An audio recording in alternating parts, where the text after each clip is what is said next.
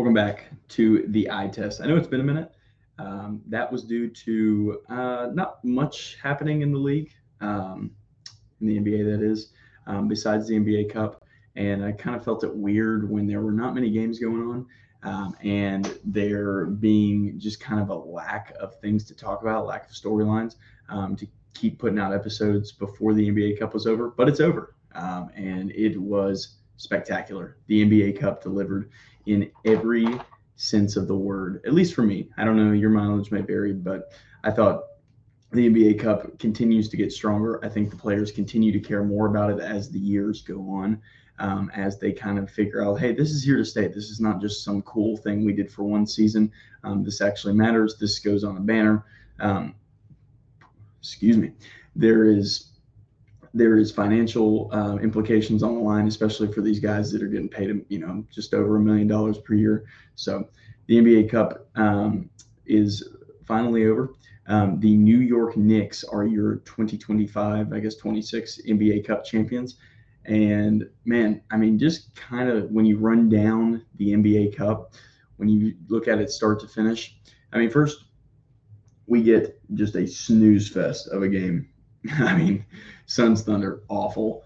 And then you get on the other side, you get Heat Magic, which was good. I feel like the Magic are kind of the perfect team to have to be thrown into the NBA Cup because, to be honest, as they're currently constructed, I don't see them. They can probably win an NBA Cup, but I don't think that they could win an NBA championship, two playoff series.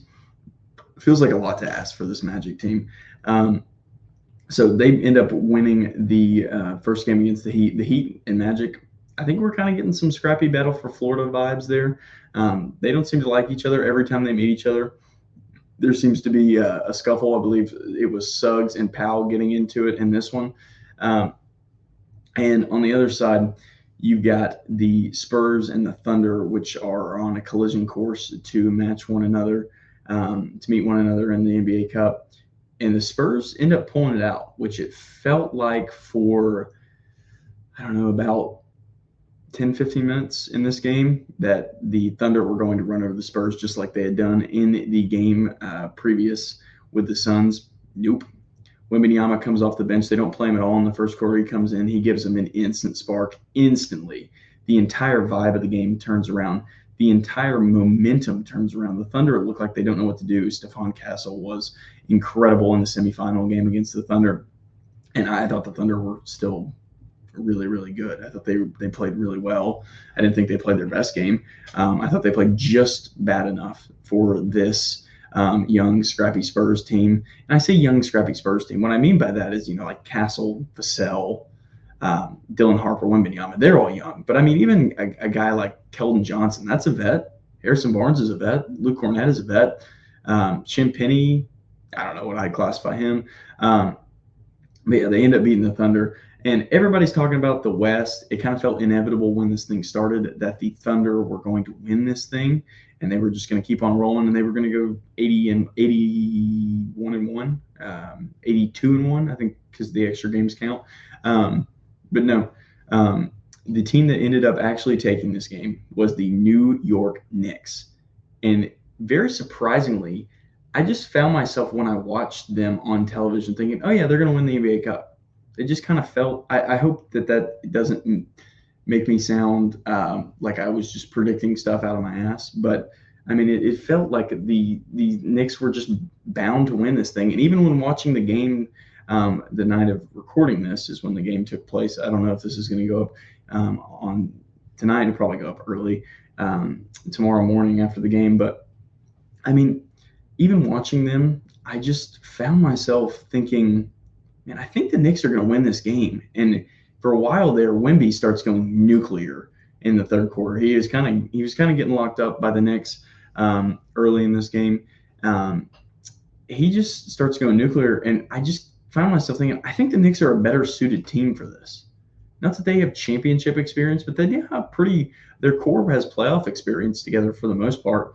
And it really, for the Knicks, it wasn't the stars that turned this game in their favor. They're down 10 plus points in the third quarter. It was Mitchell Robinson and Jordan Clarkson to turn this around. Clarkson struggled early with his shot. Mitchell Robinson had 10 offensive rebounds in this game. That's just kind of what he does. And even when Wemby was dominating on the offensive end, he was getting dominated on the glass. On the other end, on the defensive glass. I mean, Mitchell Robinson, he was a +9 tonight. He had 10 offensive rebounds, 15 rebounds, and only 4 points. And I mean, a bunch of these offensive rebounds were just kickouts to Jordan Clarkson, who was nailing his threes. And yeah, they're insta-pull threes, and if they don't go in, they're probably not great shots, but they went in tonight. And that's all the Knicks needed. One other thing of note, the Knicks go away from Mikal Bridges. Wasn't his best game by any means at all. But they go away from him. They get Kolek in there. Kolek was awesome. Tyler Kolek, one of these guys, an accomplished player at Marquette, one of these guys that is really good in college, veteran, experienced, has done this, for years now at the highest level, and then not much draft interest. I don't know when we're going to figure out that, hey, if they're pretty good in college, maybe we should just draft them. Maybe they're going to be pretty good in the NBA as well if they've been doing this for a couple of years instead of our, and I hate to pick on them, instead of our Patrick Williams, our James Wiseman hypothetical champions, which don't really have the college numbers. They don't have the stats to back it up. And I know it's easy to sit here and say, well, James Wiseman, Patrick Williams, they don't work out, but what was the vision for them? I get it. But I mean, we are seeing a ton of evidence nowadays that just take the good college player and you might be okay. I'm not saying pass on the Ants and the Palos and all that, because they're not hypothetical. They deliver. Even in college, you know what they're going to be. And honestly, it's very, very difficult for these top guys to bust out now. It's very difficult. I mean, I don't know if we live in a post-bust world in the NBA, but we certainly live in a NBA world where it is more difficult for a bust to happen. So the NBA Cup delivered on all levels. I thought. I hope it is a thing for as long as I am alive, as long as the league is alive. They should definitely do the NBA Cup. Speaking of the future health of the league, I wanted to do a quick kind of news catch-up segment for the last week while we haven't been doing the eye test. NBA expansion talk dropped tonight. Adam Silver, I believe, was talking on ESPN, or let's see, I believe he was talking to somebody, and he stated that the NBA expansion decision will be done by 2026. I know expansion in past years was rumored to be coming pretty much every year with your Seattle, your Las Vegas. The NBA Cup obviously taking place in Las Vegas. And it just never really got done because they've kind of gone with this NBA Europe thing. And I think the owners, just as much as fans want to see teams in those markets, as much as they want to have the Supersonics back, as much as the NBA would like one in Las Vegas as a business, the owners don't really want to share a bigger, they don't want to have a smaller piece of the pie. But I think we're headed for at least one expansion team. There's been a lot of talk around the Pelicans moving. The owners are a little bit disengaged. They don't have a ton of fans. They're really bad. Maybe. I don't know if I buy that, to be honest with you. I really do think whoever ends up moving to Las Vegas will just want their own team, their own franchise, a clean start, fresh start. Hell, the Pelicans have is it 10, 20 years of history that's not even under the Pelicans name. So we'll see on that. Silver, Adam Silver, that is, seems to confirm that it is going to be Seattle and Las Vegas in this interview. Not surprised there. No surprise. I really would like to see the Supersonics come back. I think the Supersonics are kind of one of those things where it's kind of mythical at this point to what they were when the Supersonics as an actual organization past the 90s. There's a reason they got Kevin Durant and Russell Westbrook. They weren't great, man. But we'll have to see what happens with that. I personally would love expansion. There's so much talent within the league that deserves there deserves to be more teams because there's so many more talented guys that are just sitting. I think of a guy like Bones Highland who didn't have a job on the Timberwolves. I may not be his biggest fan, but he certainly deserves a job. I'm not saying he'd be perfect on an NBA expansion team, but hey, there's a lot of shots. And news came out today, actually, that Cam Thomas does not have a trade market. Well, send him to Seattle. They'll love him over there.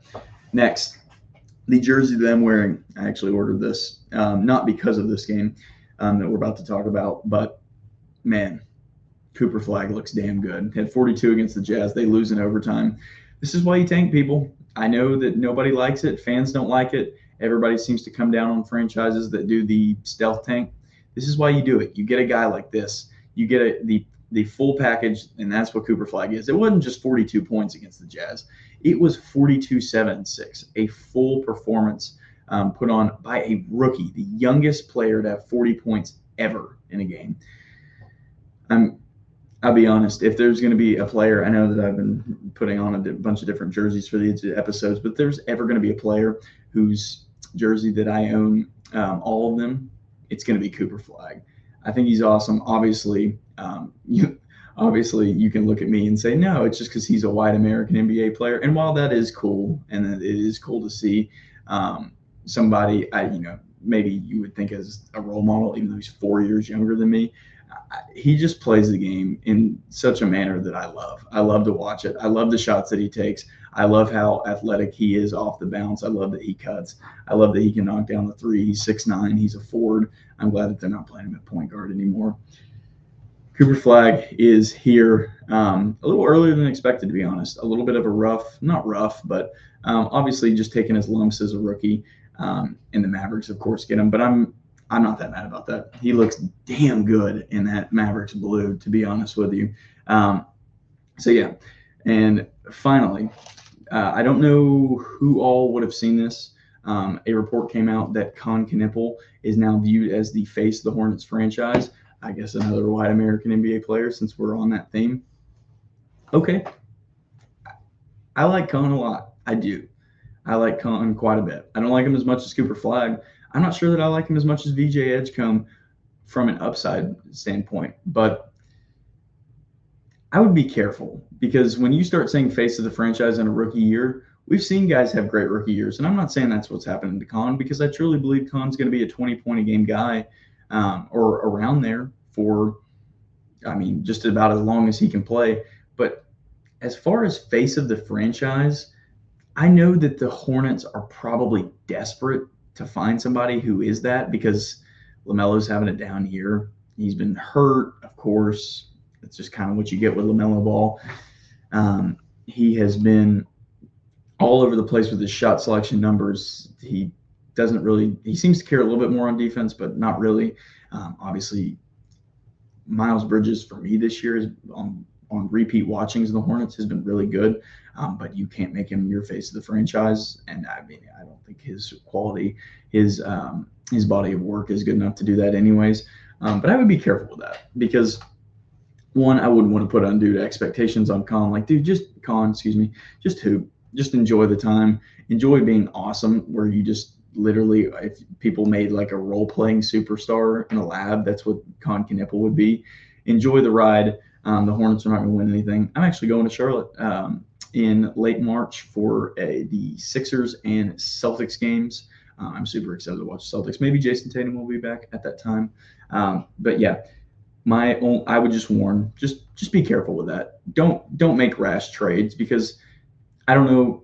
Talk about Cam Thomas not having a trade market. I don't know if LaMelo Ball has a trade market either. Not sure. There's some guys in the league, him, Ja, Trae Young, Cam Thomas.